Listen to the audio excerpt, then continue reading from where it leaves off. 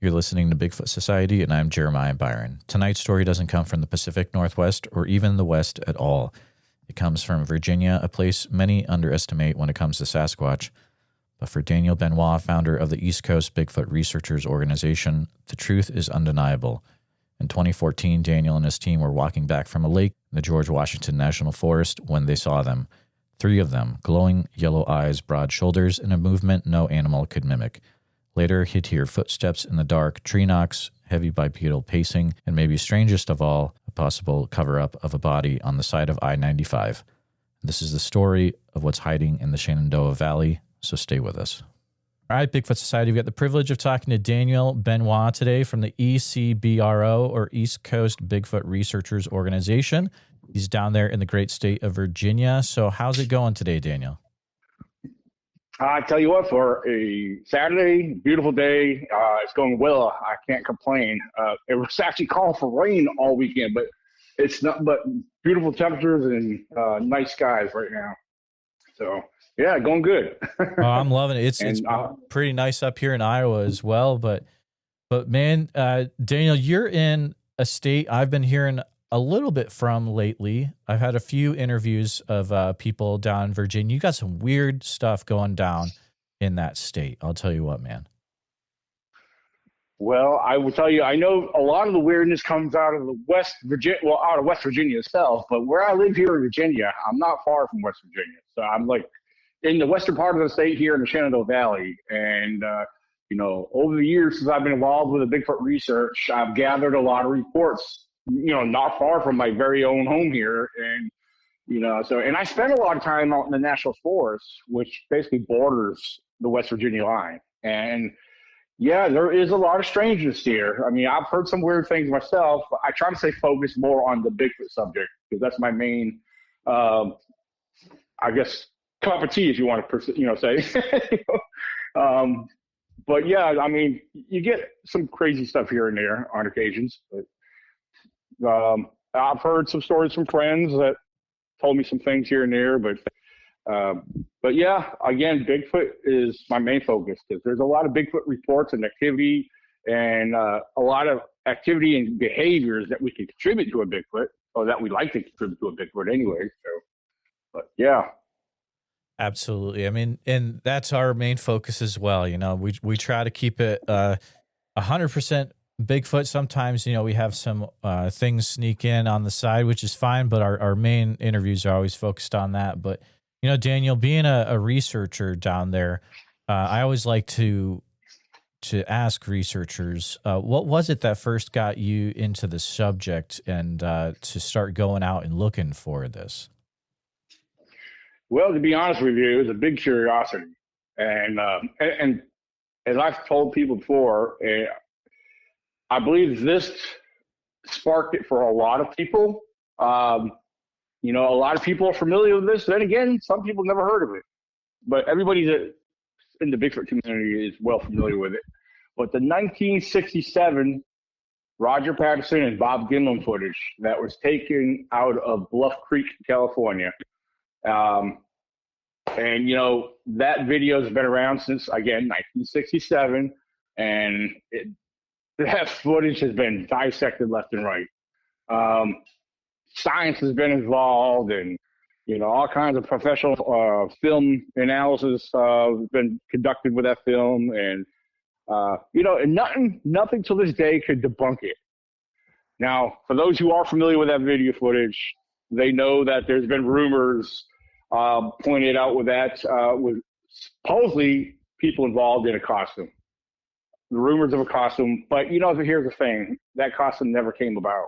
That if there was a costume, it's probably the best costume that was ever made or fabricated, because Hollywood and Disney both admitted to saying that we don't have nothing that looks that good. The best they had back then was what came out back in 1968, a whole year later, from the Planet of the Apes, the first release of that movie. So learning the details and some information behind that film, that was a big part of what opened my eyes out. Like, wow. It opened up a strong curiosity in me, and it had me starting to go out more, looking, and, what turned into that what started off as a strong curiosity, a little spark, and that spark grew into a major serious passion. And so I could honestly say, yes, the Roger Patterson, Bob Gimel footage was a big part of what got me involved. So yeah, of course, growing up, you would hear about Bigfoot this and Bigfoot that, and maybe, like an occasional movie here and there. But but Bigfoot was something I never really dwelt on until I seen that film. And, it opened up a whole new world. I mean, it really did. And I'm somebody that grew up in the outdoors. Ever since I was a little kid, I was either playing out in the woods, hiking, or hunting with dad. So I was well familiar and acquainted with wildlife. Daniel, that your story that you just shared of being inspired by the Patterson-Gimlin film is one that a lot of other people can relate to. I know I can relate to it myself. But was there a time when you started to notice that, okay, this thing that I thought was in California is also in my state of Virginia as well? Well, actually, yeah. The thing is, not long after I got involved and really doing some studies and research, I actually later on got involved and jumped on social media for the first time. And I had no idea when I started exploring social media and learning about these different groups and forums. I ended up finding out that there was so many more people involved. I had no idea. Then I started learning about a local researcher that I got involved with. Because now, before I hooked up with this individual, I was out in the field looking for myself, because a lot of my research actually took place up in my earlier parts of research took place up in Pennsylvania. And then, of course, came down here to Virginia to really focus. But yeah, finding out that, getting connected with a local researcher, listening to some of the stories he shared and the reports he shared, and then other people, when I started putting myself out there, more and more Virginians came forward, little by little. It didn't all happen in one big boom, but so yeah, over a period of time, I started meeting other like-minded people, people that were interested, enthusiasts, and those who claimed to be other researchers, and I started listening to some of them, a couple of them had some stories that happened here in Virginia. It's like, oh, good. Okay. So that gave me some hope. So, okay, there's got to be something going on here because we have a lot of forests. And that's another thing, you talking about comparing the West Coast to the East Coast. The more I studied, the more I looked into reports and sightings, just here on the East Coast alone. I was like, well, everything's so popular out West, the East Coast is highly underestimated. It really is. And I was like, yeah, we don't have the Pacific Northwest, but we have, we have the George Washington National Forest, the Allegheny Mountains, the Appalachian Trail. I mean, all these forests all intertwine and connect in one way, shape, or form. The Blue Ridge Mountains is my backyard. So, yeah, there's so much terrain around here. There's so much forest that, there's plenty of places for something elusive and highly intelligent to remain. So, and then, the more I got involved in the field research and exploring, I was starting to find things that some people are contributing to Bigfoot. Being that I was, a little younger and newly involved with all this, of course, I was like a lot of other people that are pointing fingers at everything and calling it Bigfoot activity, which was exciting to look at it that way. But then I was like, I want the truth. So, my mindset is to be more objective on the subject. It's like, because the way I started looking at things, I grew up knowing wildlife and understanding wildlife.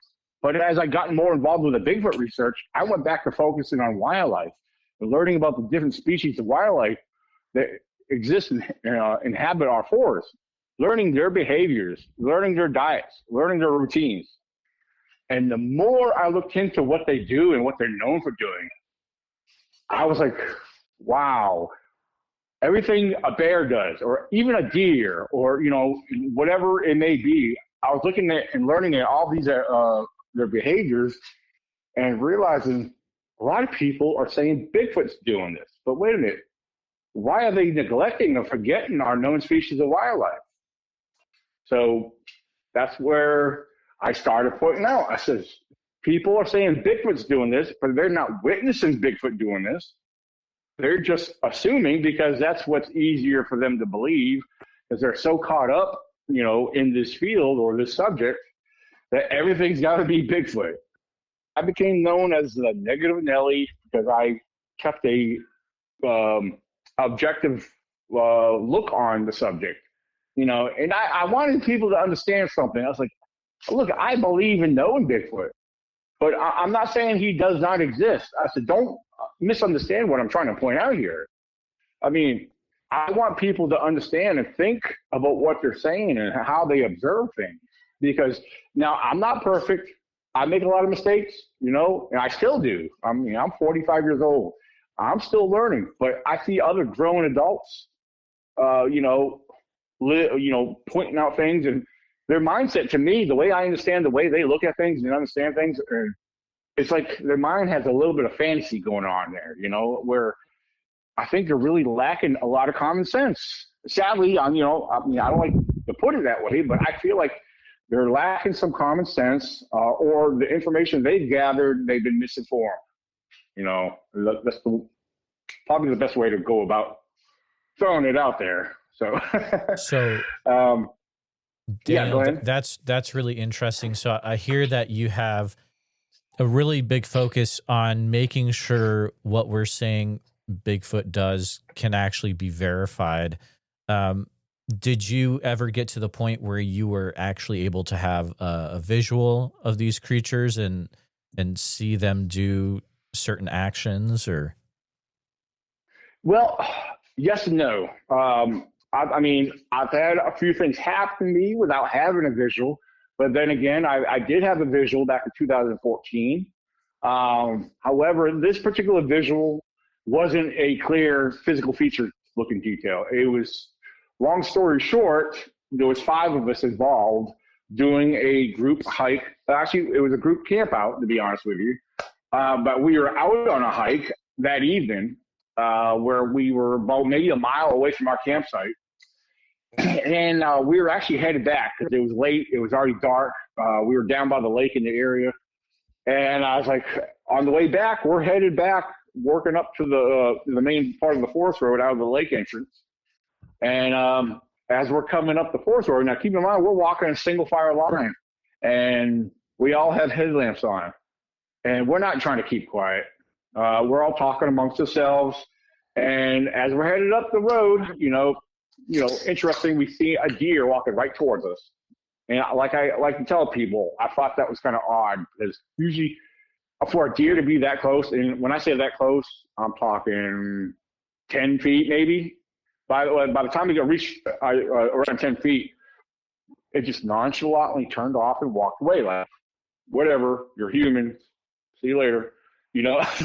Okay, that was weird.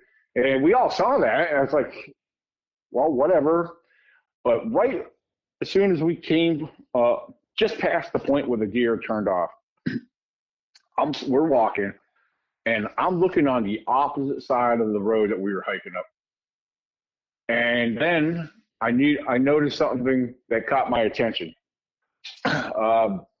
Now, in the national forest, there's these yellow random little signs that you'll find on trees in random locations. And usually all they say is no vehicles beyond this point. So that's what I'm thinking I'm seeing, because my headlights were reflecting off of something. And of course, that's what I thought. And I'm staring over there. I'm looking in this area and trying to get my eyes to focus. And then sure enough, it became focused, because what I saw next was it blink. And I was like, what? I saw it was actually a set of eyes. It was the way the glare and the glow was reflecting off from my headlamp onto that set of eyes. The glow was like, it looked like it was kind of close together till it became more in focus, where I saw the 2 eyes. And they were like large yellowish looking eyes. And the thing is, they were sitting kind of low. My buddy Tracy was right behind me. And Tracy, I said, Tracy, what the heck is that? And I don't know why. The first thought that popped in my head as we're both, he's like, he comes up beside me and I'm pointing at it. And the words that came out of my mouth were like, is that a freaking mountain lion? I don't know. First thought that came through my head. It was probably because, like I said, it was sitting a little low. It was right next to a tree. And also, we're watching it. And whatever it was, like, zipped off. Like, it went away kind of quick. And then Tracy's like, guys, come on up here. We got some eye shine going on up here. So we get up into this spot where we saw that set of eye shine. And we all regroup, and we're looking right down. Now, that's when I realized, it sloped down. It was kind of like a slight hill. It sloped down several feet, then leveled back out. So now it's, we're looking into the dark forest there, and there's trees, there's bushes and whatnot. And all of a sudden, between 30 and 40 feet out, we seen that set of eye shine again. And there it is. It's standing there. And, well, I shouldn't say just standing there, because it was actually swaying side to side fairly swiftly, which, that's interesting. Now, we're watching this, and like, what the heck is this, I'm familiar with all the wildlife in this general area, and nothing I could think about is coming to mind. Nothing's popping in my head. So while we're observing this, over about 5 or 6 feet away, another set of eye shine appears. Same color eye shine, very large, except this one here stood about a couple feet taller than the small subject. Yeah, for the record, we estimated the small one to be around 4 feet tall. Well, now we got a second one, same action eye shine.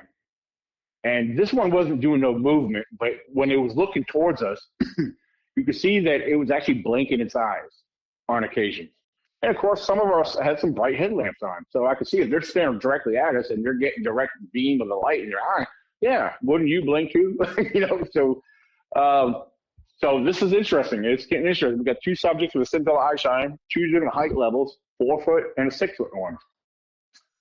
So, I'm still puzzled. I didn't know what to think, and because I've seen bears at night. Bears have red eyes. Every bear, black bear, and even I've never seen a brown bear or a grizzly, but I've always been told by those who experience them at night, they got red eyes too when you shine a light on them. Every black bear I've ever seen had red eyes on them. Now, again, these were bright yellow looking eyes. And there's a few other species that will have yellow eyes. Raccoons. I've seen raccoons very close, and their yellow eye reflection is kind of like, it's kind of, I don't know, it's almost shocking, or I don't want to say scary, but when you see it for the first time and it catches you off guard, you're like, whoa. So I've seen raccoons. Their reflection, they do have yellow eyes themselves. But however, this whole situation, we're watching, and I'm scanning the woods. Everybody's kind of gathering there. They're actually making some noises, because they're getting excited. But we don't know what we're looking at. Some of them are making some noises, maybe trying to trigger a response from whatever we were looking at. But while everyone's observing, I'm scanning over there.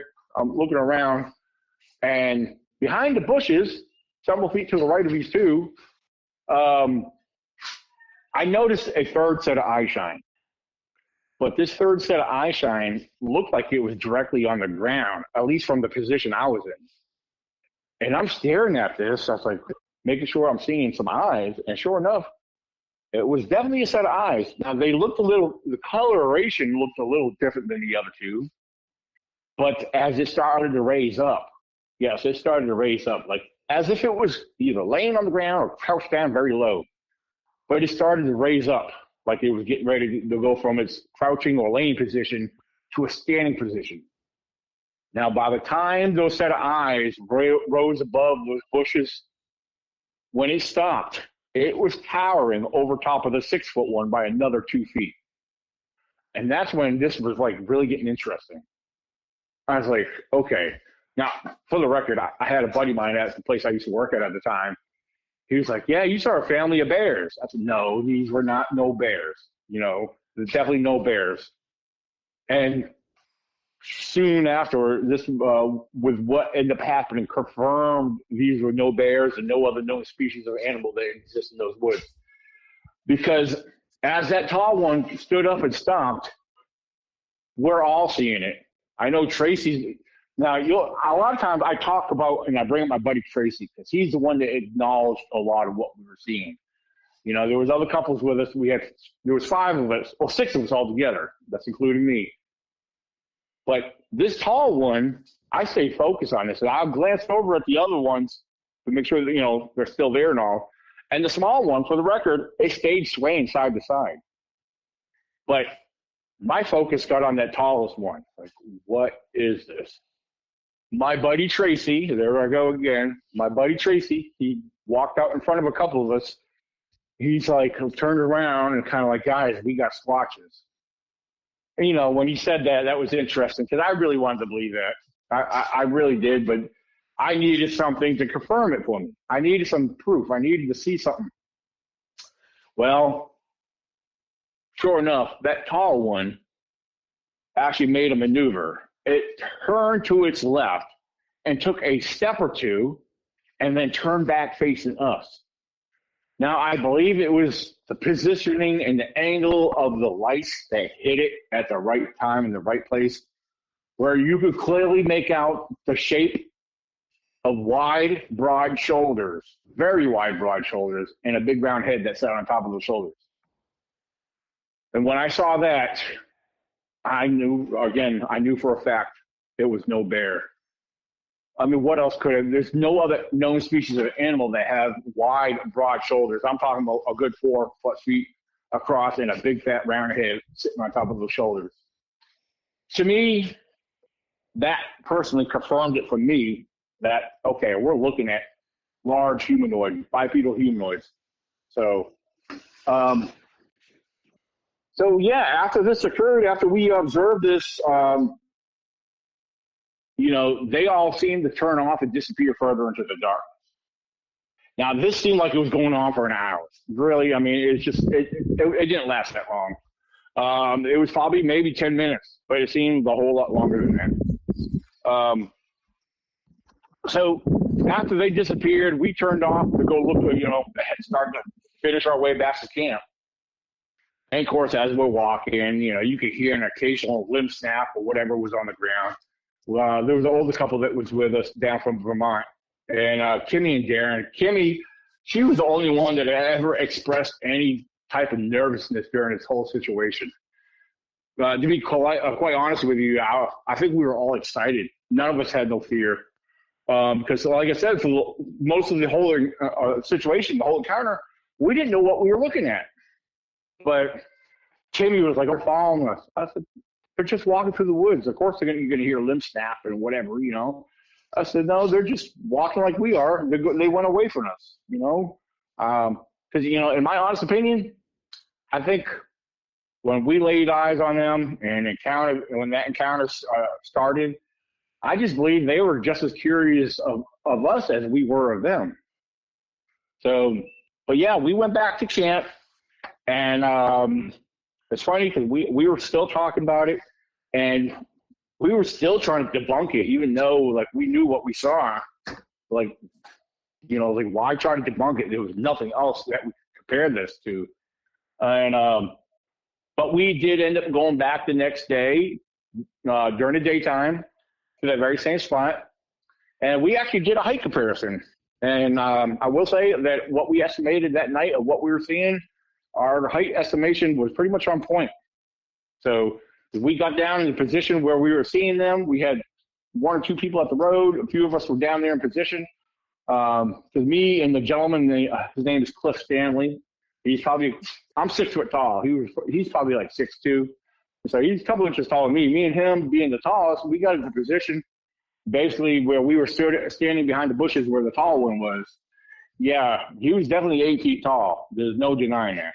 So, and we did look around for tracks. The grass, the ground was grassy and clumpy in most of that area.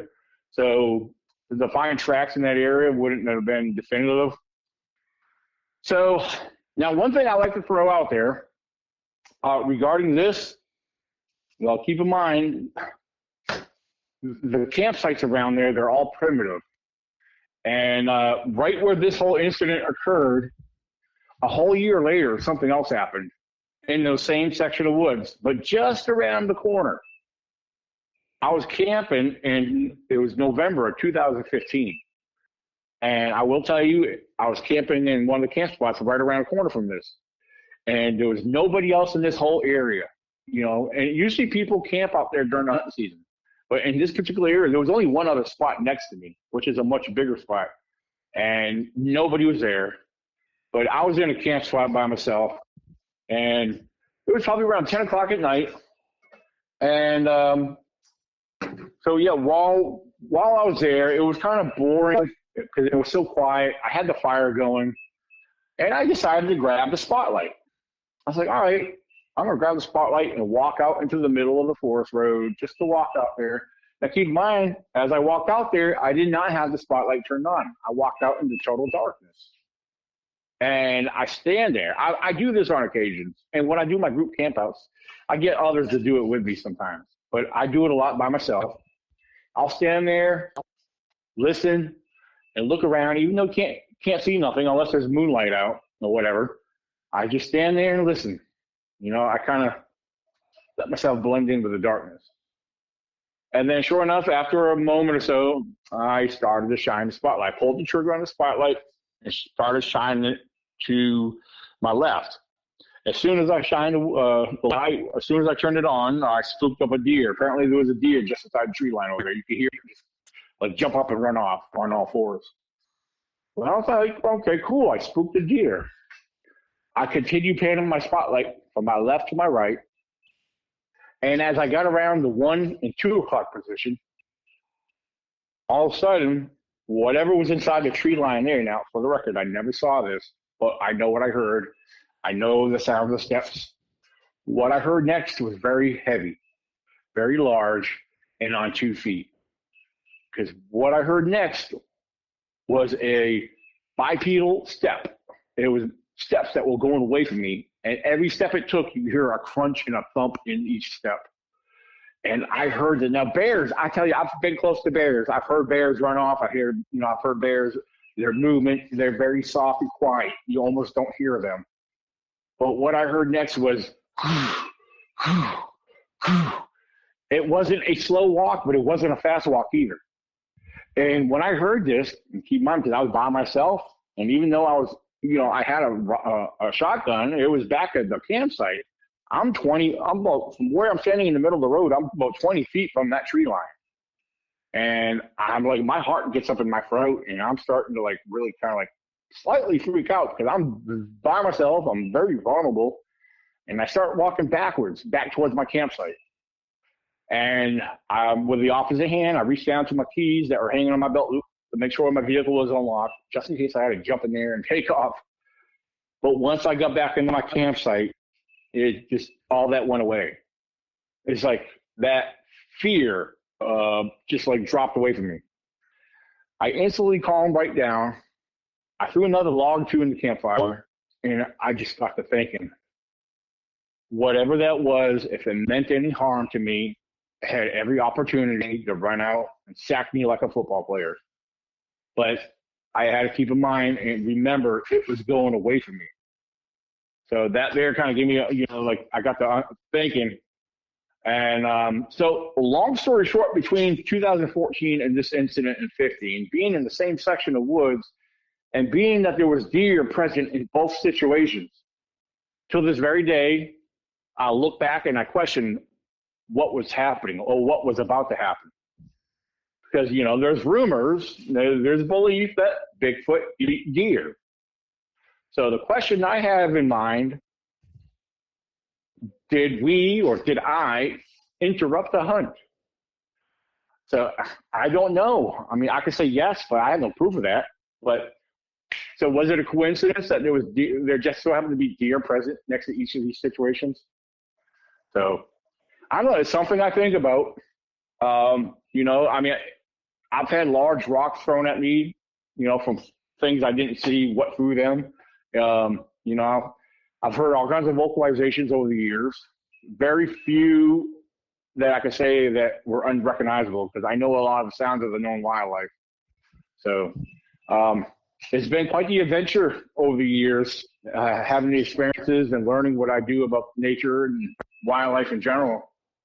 But yeah, so that was my main encounters that took place right here in Virginia and in the George Washington National Forest. I know that particular area. I've gotten a few reports from. Do you get a large amount of reports from that area as well? More so, well, yes, I've gotten reports from there. I've actually had, it's funny, when I started camping in the area, I had a coworker share something to me. And what was interesting, nobody at that workplace knew nothing about me.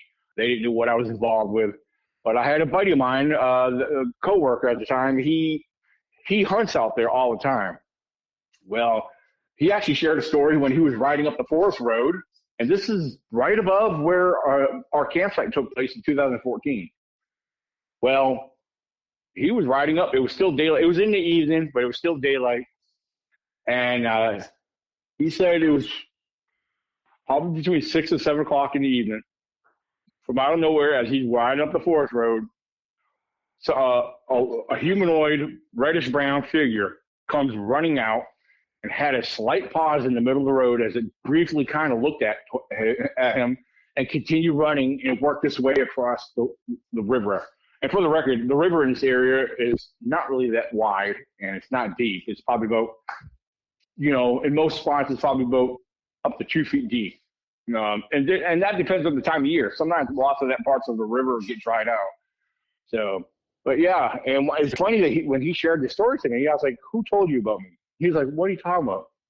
It's like, why would a total, I don't want to say he was a total stranger, but again, like I said, he did not know nothing about me and what I was involved with. It's like, why would somebody just come out and tell you about they saw a Bigfoot out in this particular area, So I thought that was interesting.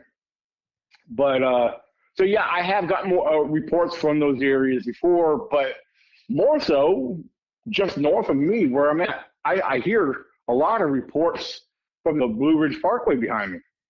I've heard several reports over the years.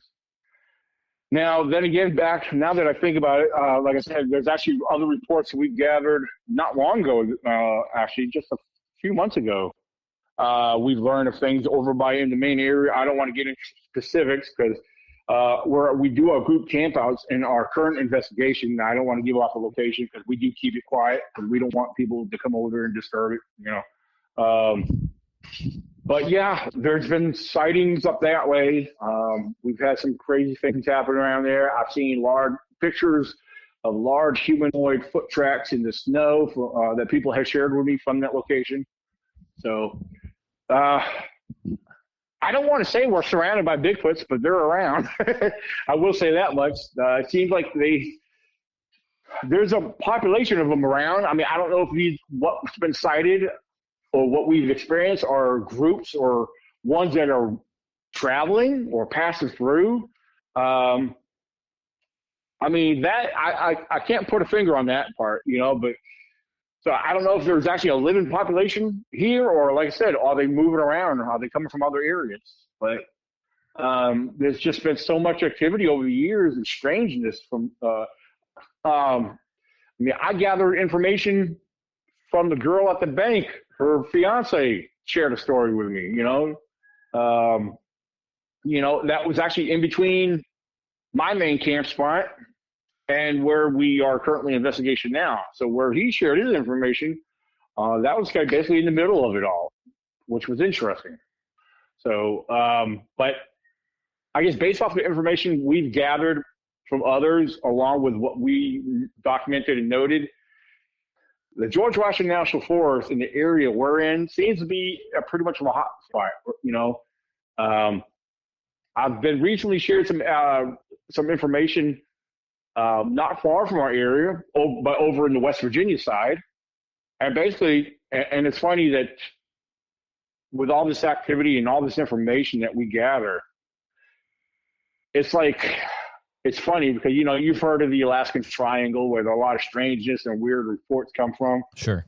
Well, I like to put it, it's funny because I started telling my team members this. I said, we got the Virginia Triangle going on here in our area. There's, if you look at the territory between we've been investigating and the reports that we learn about, and it all kind of it makes a triangle formation. And part of that triangle again runs into West Virginia, but a good portion of it is here in Virginia. So, it's definitely a healthy. I still want to say population, but I don't know if that's the right way to put it or really look at it. But there is a good number of reports that come out of this part of the state here in the Shenandoah Valley. So I'll just sum it up as that. The Shenandoah Valley is a hotspot for Bigfoot sightings. I would also agree from what I've heard from some different sources over the last year, the witnesses and researchers and such. Have you noticed that there are common threads in what witnesses are reporting that the Bigfoot look like in that area, or is it kind of across the board? Well, most of it, I would have to say across the board. As far as the color of the hair, most reports I've ever heard about, most of them are brown to black, and then there's only been a couple that I've heard where they say reddish brown, but most of them are black. Now, and that's another thing, back to talking about my encounter in 2014, that's another thing I think about too. We all had headlamps on. Why didn't we see facial features and some other details? And I often think, it was after midnight when this occurred, and, they were just outside of our beam of light, apparently. And did they have black hair or black fur? To me, that would make sense because they were definitely blending in with the night. So that's another thing I think about. And I think that's why a lot of people don't can see much, especially most of the sightings are in the evenings. There's been a lot of sightings during the daytime. So, because like the guy I used to work with, he said what he described was reddish brown. So there you go. But like my buddy Tracy, he had a daytime sighting down in his area. Now he lives about a couple hours south of me. Yeah, he had a sighting that put the scare in him the way he wasn't even trying to look for Bigfoot. he was out in the woods on a hike looking for a waterfall because the job he had at the time, he did medical transportation, and he had some free time, and he was in the area, wanted to go check out some area, and that's when his daytime sighting occurred. But daytime sighting at 20 feet away, and being face to face, and you're all the way out there in the woods down by this creek that runs to a waterfall. I think if I was by myself too, I probably would have been freaking out too, because as soon as he had his sighting and he took off, he went Facebook Live. He started recording this video. You could hear it in his voice, see it in his face. Poor guy freaked out, But there's Bigfoot sightings all throughout Virginia. I even heard stories on the eastern part of Virginia. Because when you think of, I don't know how well you know the rest of the state of Virginia, but like most of the East Coast here, Virginia, when you go to the eastern shores, it's all beach and coves and, everything else. I'm sure it's the same way like on the West Coast, but, there's, you hear about reports all over the state, but I get other people emailing me and sharing information to me, and, it's hard to keep up with a lot of it.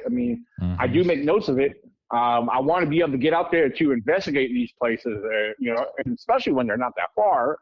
But sometimes it's hard finding the time. Finding the time is a big challenge. I haven't heard nothing out of the ordinary as far as details or on descriptions.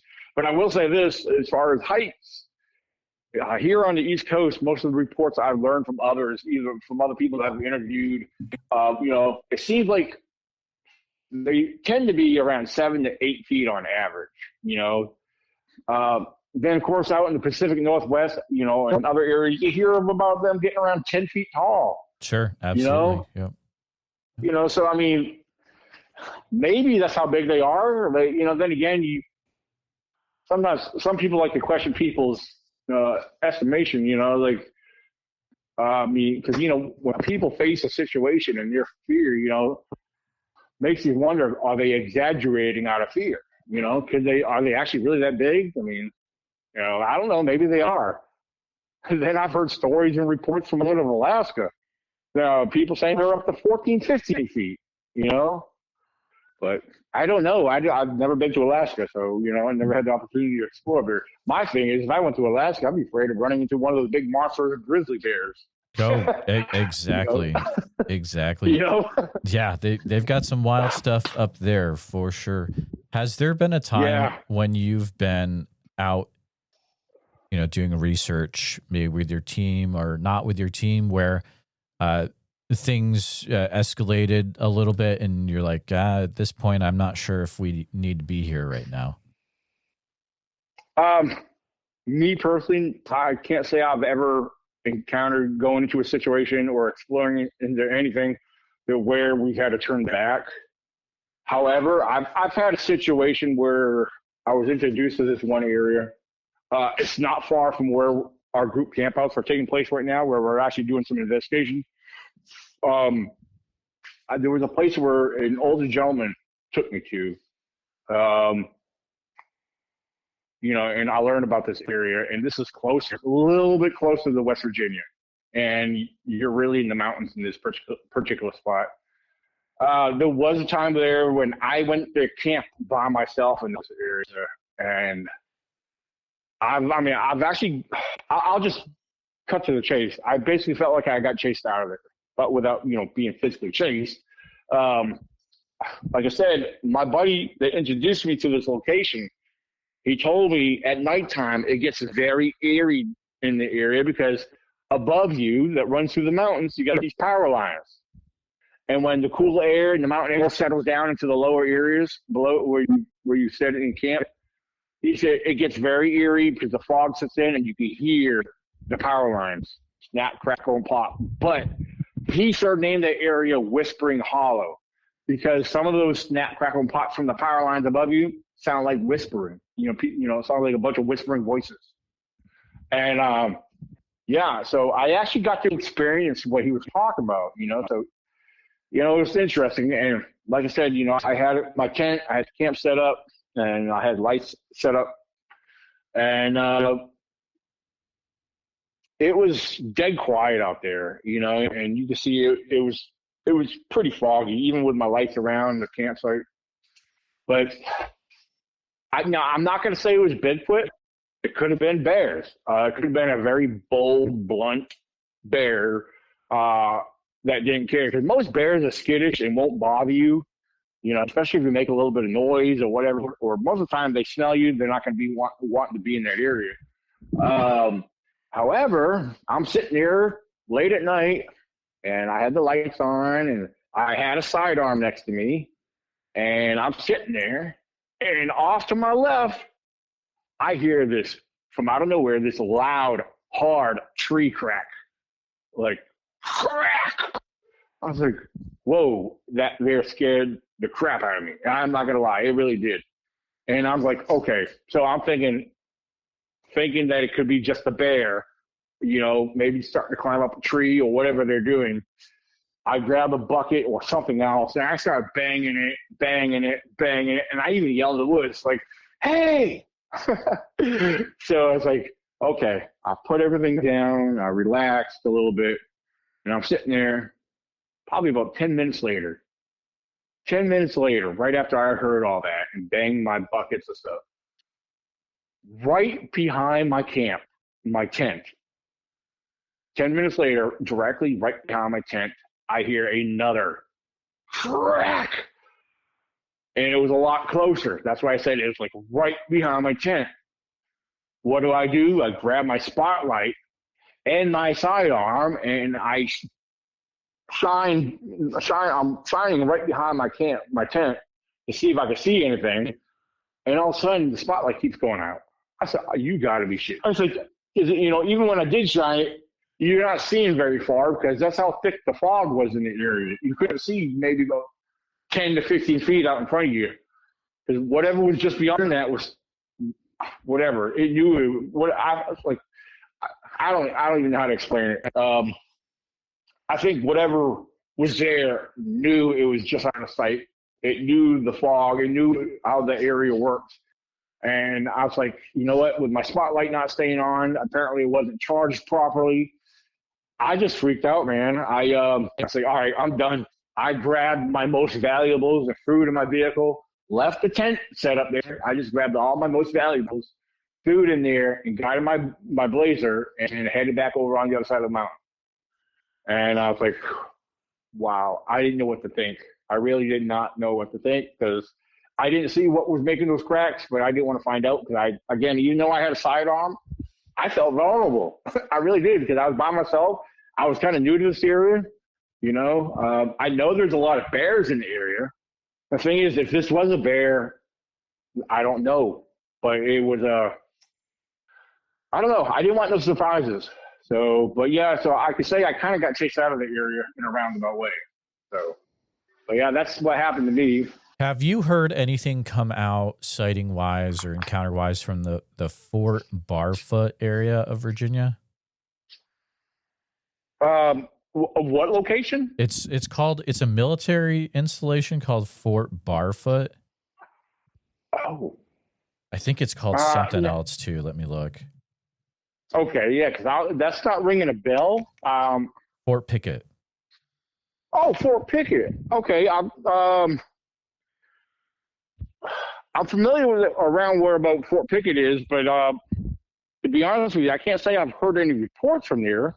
Okay. Well, let me ask you something. If you can look on them, like what part of Virginia is that in? That is towards Petersburg, Virginia. It would be it's a little west of Petersburg, actually. Yeah. Okay, because it's funny because that's where I thought it was. Because I will share one thing with you that I'm not going to say it was Bigfoot or some cryptid, but just south of Richmond, Virginia, on Interstate 95, it was closer to the Petersburg area because I was headed to North Carolina, and this was a few years ago, probably more like 6-7 years ago now. Well, I was headed down 95 southbound. And now in Virginia here, I'm sure every state has their own company that does it. Like in Virginia, we have what they call DVI trucks. You'll see them on the side of the road picking up debris or whatever in their pickup trucks. And they pretty much work for the state, and they'll help patrol area or mark off an area for construction or emergency vehicles or whatever. But anyway, as I was headed down, there was oh my gosh, there were several of them in a big cluster blocking one lane. And of course, one of them had their sign up with, the blinking arrow for everybody to get over. I said, oh man. I said, all I see was all these DVI trucks. I said, what the heck are they doing? I didn't see no emergency lights, nothing. It's just their caution lights that they put on their trucks. And so everybody slows down, and we're going into the left lane because it's a 2-lane highway, and there's an exit. It's like they were blocking the exit for whatever reason. Now we're going so slow, and I was like, I'm curious, what the heck's going on here? So I'm going slow enough where I can look over.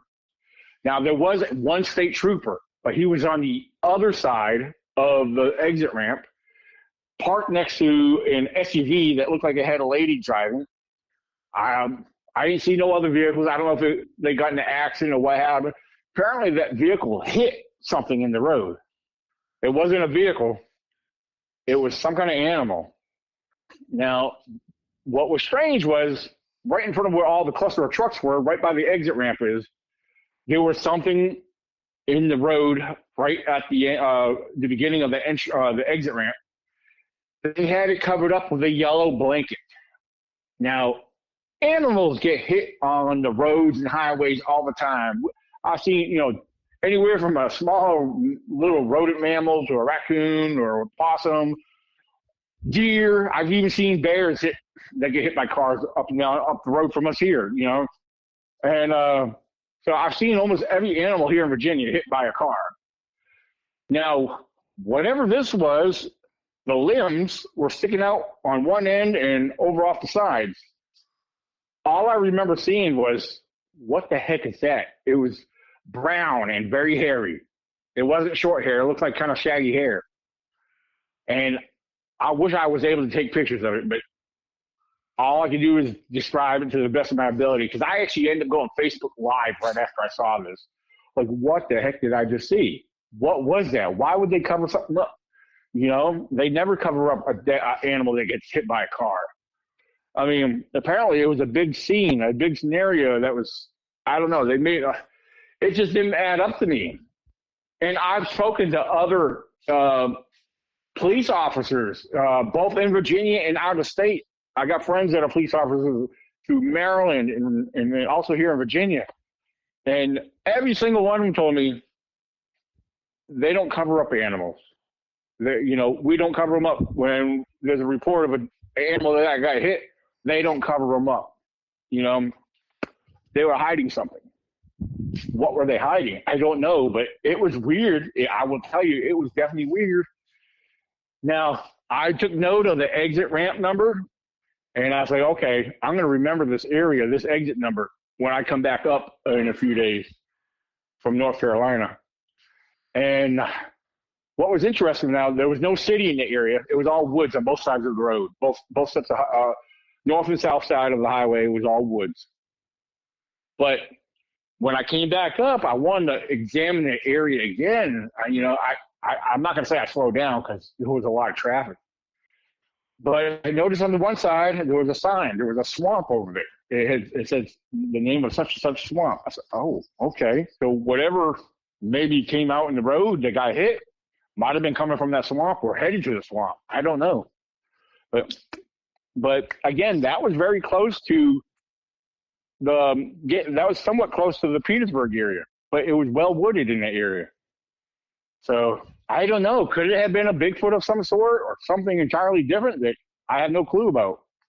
But seeing brown, shaggy hair coming off of the limbs of whatever this was, from what I recall seeing, I don't know. I can't tell you what it was, but it just didn't look normal to me. So, again, that was probably about 5, 6, 7 years ago. Okay. Yeah. But yeah, so that's why I was asking when you said Fort Pickett. I was like, wait a minute. Yeah, so I'm familiar with some of the Army bases and military bases here in Virginia. That's why I was like, when you said Fort Pickett, I was like, I'm thinking Petersburg. So that's why I asked you, is it near Petersburg? You know, so absolutely. Yeah. That's one of the weirdest stories I've heard on this podcast over the last 5 years. I'll be honest, that is very, very strange. Be interesting. Yeah, I mean, I wish I could have given you. Yeah, I wish I could have given you better details, but I mean, that's basically all I saw. And like I said, I try to investigate it or gather information by sharing it on, the video. And like I said, I had several police officers telling me, yeah, we don't cover up animals when they get hit. You know, either move them off the side of the road or whatever. But so it was like left there, like they were waiting for somebody to come analyze it or take the body or whatever it was. I don't know. But that's something I saw. I'll never forget it. That was, like I said, that was south of Richmond, right before Petersburg. So, yep. So, yeah. Daniel, it has been a really interesting conversation. Thank you for sharing what you've experienced over the years down there in Virginia. I want to make sure, as we start to wrap up our time together here today, is there any way people can keep up to date with what you're doing? Maybe share about it sounds like you've got a podcast as well. How can people keep up to date with what you've got going on? There's a few different things. Well, I'm all over social media. You can find me right on Facebook. I do try to post a few updates and keep things on Instagram as well. But most of my postings are on Facebook. Now I have a personal website and I have an event website. I host an event every June, which our annual ECBRO Virginia Bigfoot Conference and Family Festival is happening June 20th and 21st. There's a Facebook event page for that. or you can go to the website, VABigfootCon.com. But my personal website, if you want to learn and get some more details about me, you can find that at ecbrofounder.com. All one word, ecbrofounder.com. One thing, I speak at a lot of events, and I actually did a Facebook Live video last night where one of the announcements I made to put out there was I'm going to focus more on my research and conducting more research and doing field videos. So as of 2026, I don't plan on doing many events next year, to really none at all, unless they're local. I'm going to keep it simple because I want to be able to have more time to spend out camping with my grandson, with my team members, and do the investigations because I've been slacking on a lot of that over the years. My YouTube channel, I really encourage people to check that out and feel free to subscribe. A lot of my research is on there. We have filming projects in the works, so you'll see a new documentary series that will be on the YouTube channel, Bigfoot Zone ECBRO. That's my YouTube channel, Bigfoot Zone ECBRO. So feel free to check that out and subscribe. If you have any questions, if you want to share a report, if you're from Virginia or in the surrounding areas, I would love to hear your report. You can send me an email at ecbro98@gmail.com. So, there's a lot going on for this year that I have yet to get through. I'll be in Pennsylvania first week of June for the Marionville, Pennsylvania event in the Forest County Bigfoot Festival. I'm speaking June 8th. Then I have my event in Virginia, June 20th and 21st. And then I'll be speaking in West Virginia at the West Virginia Bigfoot Festival. That event is taking place June 26th through the 28th. So I'll be there. And then there's other events throughout the year too. There's a few more events I'll be doing. But other than that, I'm not hard to find. You can look me up, Daniel J. Benoit, on Facebook. Look up the ECBRO, and you'll find me one way or another. So, thank you for having me on. This has been great. I really appreciate it. So. Fantastic. So a lot of different ways to keep up with Daniel. If you're going to be near a conference where you're speaking at, make sure you hit it up because it sounds like it might be one of the last years. He's going to be really into that, at least for now. But Daniel Benoit, thank you so much for hanging out and for chatting about your encounters. And we'll have to check in at a later date, see how things are going. But thanks so much for hanging out, dude. Oh, absolutely. I appreciate it. And I'll definitely talk to you guys soon. Just want to take a minute to say thank you truly for listening to this episode of the Bigfoot Society podcast. Daniel's story is one that sticks with you, not just for the glowing eyes or that eerie fog, but for what it says about being open-minded, curious, and grounded in truth, even when you're standing face-to-face with the unexplained. So huge thanks to Daniel Benoit for sharing his time, his encounters, and his deep knowledge of the Virginia wilderness. If you've enjoyed this conversation, please subscribe to us on YouTube, tap the bell so you don't miss new episodes, share this one with a friend who's into Sasquatch, the Appalachian Mountains, or a good old-fashioned forest mystery. If you're on Spotify or Apple Podcasts, follow the show, and if you'd be willing to leave a review, it helps more curious minds find us. Now, if you or someone you know has had a Bigfoot encounter, especially in Virginia or near the Shenandoah area, I'd love to hear from you. So send an email over to bigfootsociety@gmail.com. Thanks again for being part of the Bigfoot Society. Until next time, keep your head on a swivel, question everything, and trust the feeling that you're not alone out there. See you in the woods.